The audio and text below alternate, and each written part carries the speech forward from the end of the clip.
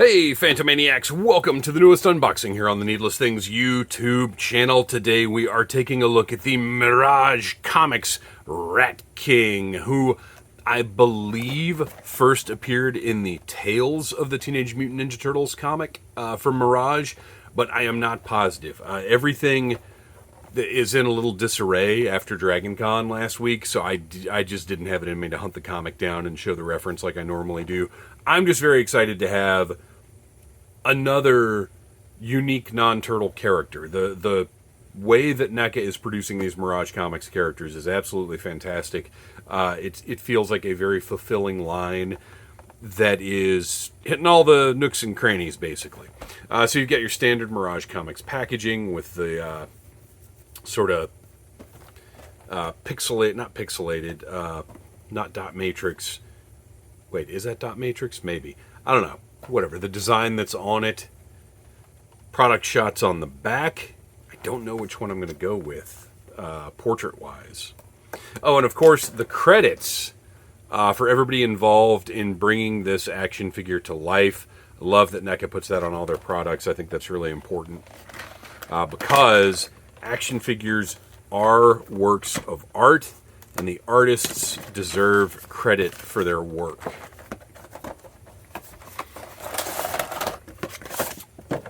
All right, standard background for the package, just really nice New York City street, works perfectly for Mirage. He's a pretty big, bulky figure. Rat King in the original Ninja Turtles line was, I have an opinion here already, we'll get to it in a minute. Rat King in the original Ninja Turtles line was an early favorite of mine. I just really liked his design and his overall creepy weirdness. Like, the figure itself just gave off a very filthy, unwholesome vibe that, you know, maybe that was a factor in me liking that original Ninja Turtles line in the first place. It was so gross. Because look, I've talked many times on the old Needless Things podcast and here about gross out toys and how important they were to the 80s. But if it wasn't for the gross out toy phenomenon, would we even have Teenage Mutant Ninja Turtles? Without Mad Balls and Boglins and all those other... Boy, that one's really snug.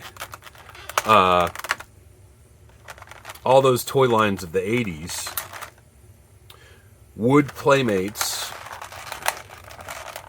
have ever considered Ninja Turtles as a toy line? Would the original production company that put the cartoon on the air ever have considered adapting the comic book? I think it's the gross out nature of the Turtles and their mutant characters that got the line off the ground in the first place, and it was certainly what appealed to me. And that's interesting because I don't know that I've ever really had or discussed that thought before. How important... we've got some loose pieces here. Hasbro style. I don't know where these are supposed to go. Oh, that one's really loose. That one actually come off completely. All right, we'll play around with those a bit in a minute. Stand him off to the side. I really like his coloration here. The green and orange is singularly off-putting.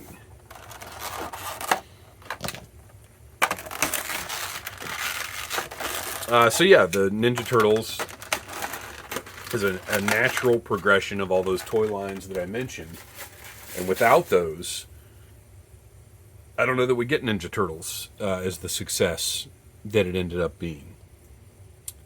Look at those interesting different hands. What is going on with those? See, now I kind of wish I'd tracked the comic down. But I cannot remember if it's one I have as a single issue or in a collection, which means I'm not sure where it is. So, yeah. Not going to happen. Let's get all those accessories out of the way. And take a look at Rat King. I love this portrait. It is creepy and scary. Matter of fact, he could have very easily been held off till October as a spooky review. But that's okay. We got to get to him now because I'm happy I've got him. Standard articulation that you see on these figures, double jointed elbows. Not a whole lot of reason for him to be double jointed because there's not a ton of bend right there, but whatever. Got a little turtle style elbow pad stuck on there. Ooh, pretty nice torso joint though. Look at that. Good range on that thing. And he's got a swivel waist, but it is covered up by his little belt rag here. Just looks gross and diseased, and I mean, I realize that's his suit, which, by the way, how disgusting. Whatever his suit is made of, is it rat skins? I don't know. So all of these little bandage pieces, you can see that's just one piece wrapped around. So move those wherever you like. At some point I am going to have to hunt the comic down, I guess, just to see exactly what these looked like in the comic. But you've got, you can play around with them a little bit, kind of get them where you want them. I can only assume the reason they're not part of the figure sculpt is because they have an idea of using this base body for something else. I can't imagine what that would be. And look, this one is sculpted on. Really odd. He's got some little sort of a pirate boot. Oh wait, that goes up. But then this side is a different style of boot.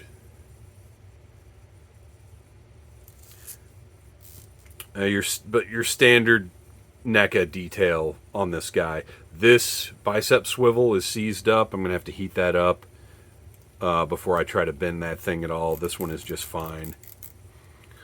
And those arm rags, or bandages, or whatever you want to call them, are sculpted on as well. Very interesting the way that this was done. So his default hands are fists for punching. He's got bandages wrapped around those. And they swivel, of course, and have that motion.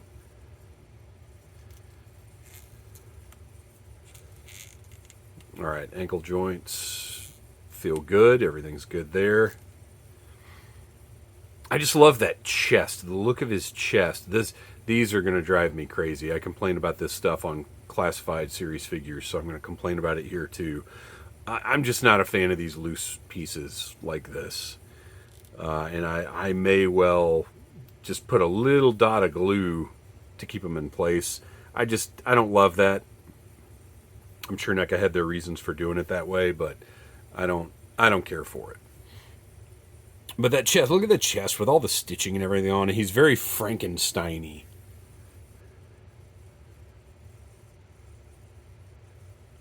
Just looks great and creepy and weird.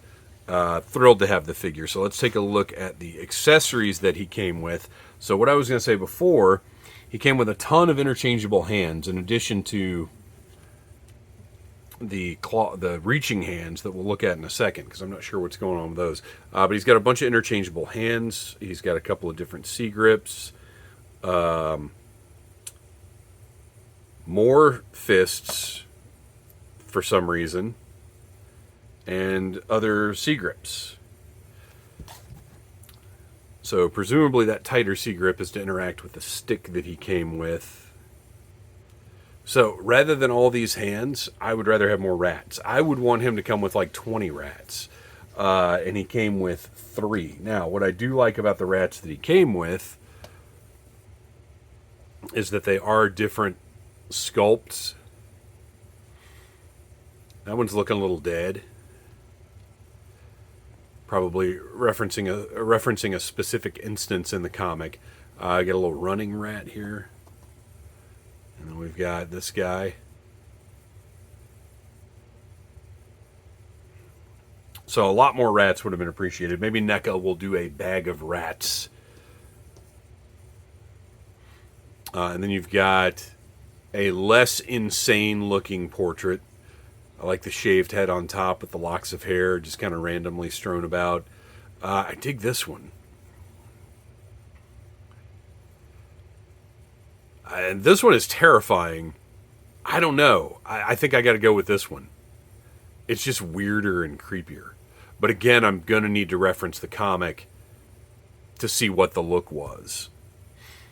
And then he's also got his stick. Beautiful sculpt, really well done. And as I said, will fit in that hand perfectly. I don't know if I'm going to have him holding the stick. I'm probably just going to put rats in his hands.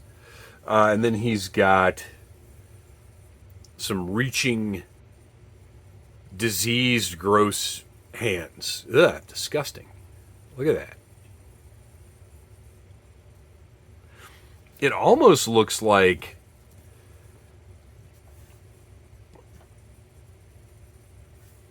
it's meant to be two different versions of Rat King. Whoops, sorry.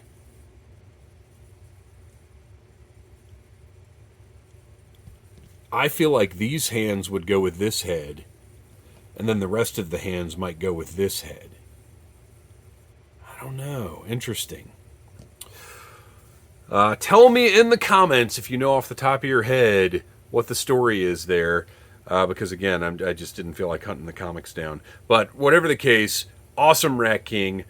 Thrilled to have him. Glad NECA is doing stuff like this and continuing this Mirage collection. It's one of my favorite things going right now. Every figure so far has been a great quality release that I'm thrilled to add to the collection. And I'm also glad that they end up being widely available. Like, they start as Target or Walmart exclusives or whatever, but they always end up on Big Bad, Entertainment Earth, everywhere else. So that's really important to me, too. As much as I like finding them in the store, it's good to know that down the road you're going to be able to get them either way. So there is the Mirage Comics Rat King from NECA. Thanks for watching. Please like, subscribe, share. Tell your friends about Needless Things. And until next time, buy what you like. Smash that like button if you like Needless Things.